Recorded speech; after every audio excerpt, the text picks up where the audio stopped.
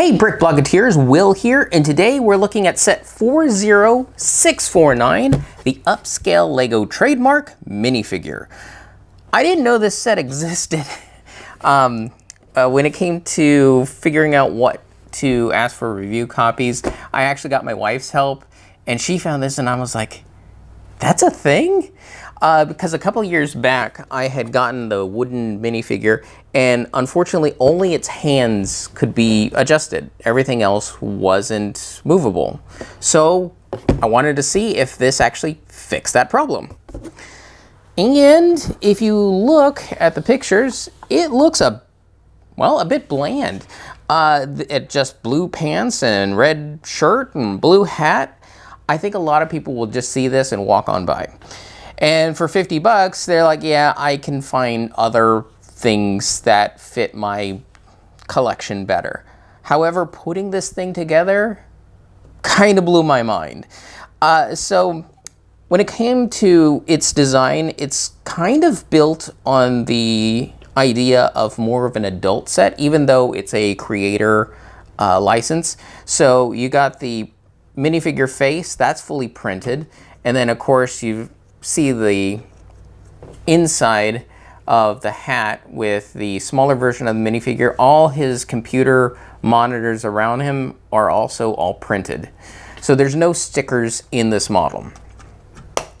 And as far as where the model doesn't look the best, it's probably from the back, because you don't have the circle tube studs for the back of the legs.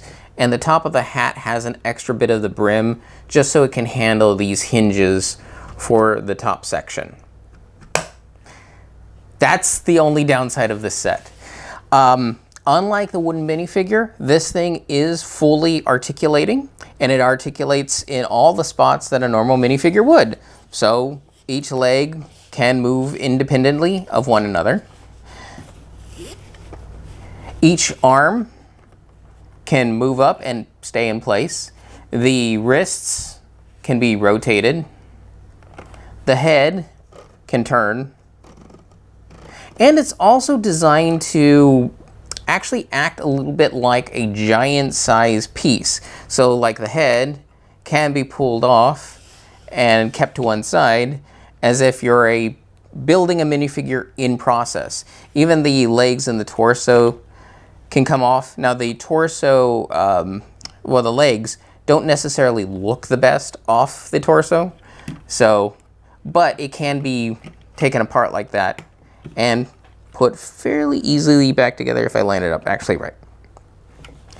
The thing I absolutely love about this is a 6 times scale. So that means it's increased 6 times, and you can tell that by looking at either the waist or the feet. So in the feet of a minifigure, it's just a 1x1 space, but you can actually count 6 studs on the toes from left to right. And of course, if you look at the bottom of the foot, that's actually a 6x6 plate. And of course, the waistline is then 12 studs wide instead of just the 2, because 2 times 6 is 12. So it's very accurately scaled. And since a minifigure is I think it's about 4 bricks tall, then this is going to be about 24 bricks tall. Excellently done. And the thing I love about this is there are various Technic joints in here that make it possible for something that's this heavy to stay up and lock in place. So for the legs, you have 2 ball joints on each leg to help give that extra friction.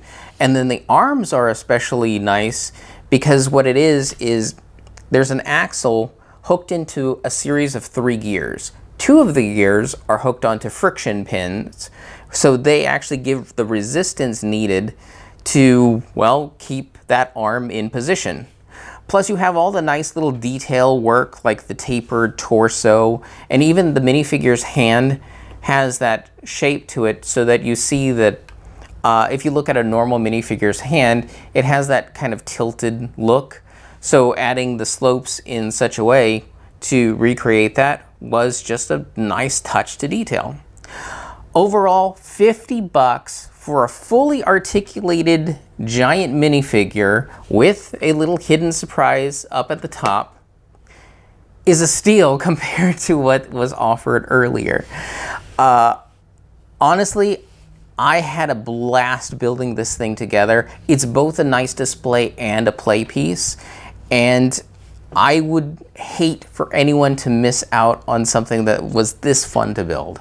So again, that's set 40649, the Upscaled Lego minifigure.